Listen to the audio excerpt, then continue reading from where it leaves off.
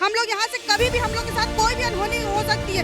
इसके लिए सिर्फ और सिर्फ सरकार ही हमारी जिम्मेदार होगी। मैं सरकार से कह रही हूँ, अगर आज रात किसी प्रकार का ठोस आश्वासन नहीं आता तो हमारे साथ कुछ भी गलत होता है तो उसके लिए सिर्फ और सिर्फ सरकार ही जिम्मेदार होगी। चाहते हैं कि हमें से कोई एक मरे तब होगा, अगर वो चाहते हैं कि उसके बाद ही होगा तो आप मान लीजिए आने वाले 24 घंटे के लिए भारी है। आज हालात ये है, हमारी जो बहनें हैं उनको वॉशरूम तक नहीं मिल पा रहा है। रात में बहुत दूर उनको जाना पड़ता है, दिन में कोई पानी की सुविधा सब नहीं। सर किससे कहें हम लोग, कोई सुनने वाला नहीं। बस योगी जी से सर यही हाथ जोड़ के विनती हमारी फिर से अंतिम बार है कि 1,37,000 को जोड़ दें, हम सब दुखी परिवारों का कल्याण कर दें। पानी का टैंकर है सर, 4 दिन से बदला नहीं गया है बिल्कुल भी। हाँ, यहाँ पीने को पानी भी नहीं है।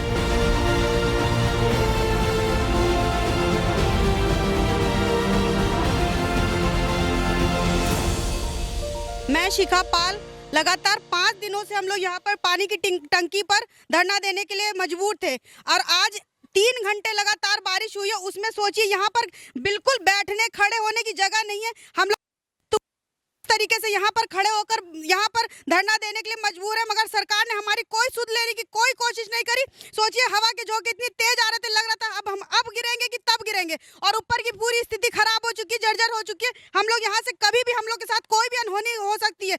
इसके लिए सिर्फ और सिर्फ सरकार ही हमारी जिम्मेदार होगी। मैं सरकार से कह रही हूँ, अगर आज रात किसी प्रकार का ठोस आश्वासन नहीं आता है तो हमारे साथ कुछ भी गलत होता है तो उसके लिए सिर्फ और सिर्फ सरकार ही जिम्मेदार होगी। अगर आप इस अपने उससे बचना चाहते हैं, आपके ऊपर किसी प्रकार की लांछन ना लगे तो हम लोगों को किसी ठोस आश्वासन दीजिए, तो कल तक का घोषणा पत्र जारी करिए और हम सबको यहाँ से सकुशल बचा लीजिए। अगर हम लोगों में से किसी एक की भी जान जाती है तो कोई भी अभ्यर्थी आपको माफ नहीं कर सकेगा, ना आपको प्रदेश माफ कर सकेगा, ना कोई राज्य माफ कर सकेगा और ना ही देश माफ कर सकेगा। और 2022 में आपको इसका भुगतान बहुत भारी पड़ेगा, आपको देना पड़ेगा। अगर आप 2022 में सरकार बनाना चाहते हैं, हम लोग को सारे अभ्यर्थियों का साथ दीजिए, हमारी नियुक्ति करिए, क्योंकि हम सोच लीजिए इतना ज्यादा भीग चुके हैं कि हम हमारे मुंह से आवाज नहीं निकल रही है।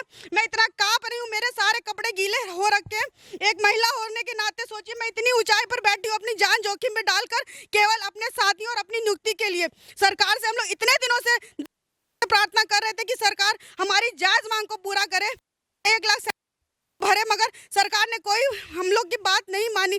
आज हम लोगों को सोचिए मौत के मुंह में जाना पड़ रहा है। सरकार को क्या दिखाई नहीं दे रहा है? सरकार की आंखें बंद हो गई है। किसी ने हमारी एक बार भी आकर यहाँ पर हम लोगों से नहीं पूछा हम लोग किस तरीके से यहाँ पर अपना दिन काट रहे हैं। 5 दिनों से सोचिए हम लोग यहाँ किस प्रकार से बैठे हुए, हम लोग लगता है कि अब हम लोग यहाँ से गिरेंगे कि तब गिरेंगे।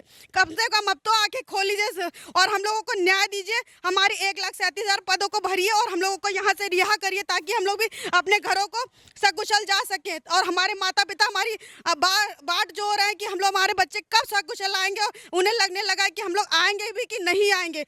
आपसे बस यही निवेदन है कि हमारी प्रार्थना स्वीकार कीजिए योगी जी, बस सबसे यही कहना था मुझे। नमस्कार, मैं आशीष वाजपेयी। हमारे सभी साथी यहाँ 5 दिन से बैठे हुए हैं और मैं आज आपको इस टंकी की स्थिति बता रहा हूँ।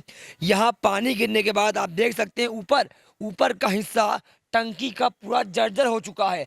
सील होने के बाद भी यहाँ ऐसा लगता है कि अब या तब कब ये गिरेगा इसका भरोसा नहीं है। ऊपर की जो रेलिंग है इस प्रकार की, वो रेलिंग 4-6 जगह से हिल रही है, लेकिन कोई हमारी जानकारी नहीं लेने आ रहा है। पुलिस प्रशासन भी एकदम निष्क्रिय हो चुका है। शासन बिल्कुल कुछ भी नहीं सोचता है, न कोई मंत्री, न विधायक, न हमारे माननीय सीएम साहब जिन पर हमें पूरा भरोसा था, उन्होंने आज तक एक बार भी सुध नहीं लिया है। हम उनके दर पर 20 बार जा चुके हैं और किसी भी प्रकार का हमें कोई आश्वासन नहीं मिला है। बस यही हो रहा है। क्या हो रहा है? वो चाहते हैं कि हमें से कोई एक मरे तब होगा, अगर वो चाहते हैं कि उसके बाद ही होगा तो ये आप मान लीजिए कि आने वाले 24 घंटे उनके लिए भारी हैं, क्योंकि हमारे साथियों का धैर्य जवाब दे रहा है। आप मान सकते हैं कि हमारी मानसिक पीड़ा कितनी भयंकर है, हमारे दिमाग में क्या चल रहा है कोई सोच नहीं सकता। हमारे साथियों का हाल बुरा है, हम भीग चुके हैं, हमारे पास कपड़े नहीं हैं। आप ये मानिए कि सिर्फ 24 घंटे कुछ भी अगर होता है गलत तो जिम्मेदार सिर्फ आप और केवल आप योगी जी और कोई नहीं। धन्यवाद। देखिए सर, हम लोग आज 5 दिन से यहाँ धरनारत ये जो ये भैया क्या कर रहे हो आप? ये सोने का इंतजाम, हाँ ये सोने का इंतजाम करें एकदम पूरा। सोने का इंतजाम कर रहे हो जी, तो इसी पे सोएंगे हम सब पूरा रात। ये इसकी सफाई क्यों कर रहे हो आप? भीग गया है, पानी बरस रहा बारिश से। अच्छा, बारिश से भीग गया जी है। भैया। अच्छा, जी, तो रात भर आप लोग यहीं रहते हो? यहीं रहते हैं भैया, अच्छा अच्छा। बिना मच्छरदानी के हाँ, पूरा बिंदास होते हैं। लेकिन मच्छर तो लगते ही हैं अभी हम। ये काटते हैं, हाँ, हमें हमारे अंदर भी खून है, हाँ, हाँ। मच्छर तो पूरा काटते हैं, लेकिन अब किसी तरह बस खून है, मच्छर पीते हैं, सरकार उससे कई गुना ज्यादा हम लोगों का खून पी रही है। 56 दिन आज हो गया। अगर सर एक एक बूंद खून कम पड़ रहा होगा हमारे शरीर में तो 56 बूंद कम हो गया। और सर हम लोग एक बार खाते हैं, एक बार पानी पीने को नहीं मिल रहा है। सर पड़ोस में जितने भी हमको संसाधन मिलते थे सारे अधिकारियों ने आके सारे संसाधन बंद करा दिए। आज हालात ये है, हमारी जो बहनें हैं उनको वॉशरूम तक नहीं मिल पा रहा है। रात में बहुत दूर उनको जाना पड़ता है, दिन में कोई पानी की सुविधा सर नहीं। सर किससे कहें हम लोग, कोई सुनने वाला नहीं है। बस योगी जी से सर यही हाथ जोड़ के विनती हमारी फिर से अंतिम बार है कि 1,37,000 को जोड़ दें, हम सब दुखी परिवारों का कल्याण कर दें। जी भैया, अब काफ़ी रात भी हो गई है, तो कैसे आप यहाँ पे सोते हैं? सोने में मच्छर वगैरह नहीं लगते? दिक्कत वगैरह? बहुत हालत ख़राब है मेरे और मेरे साथियों की सर। मैं झांसी से आया हूँ अच्छा, सर। यहाँ हम लोगों को धरना देते देते 56 दिन हो चुके हैं, कोई सुधि लेने नहीं आया अधिकारी शासन का।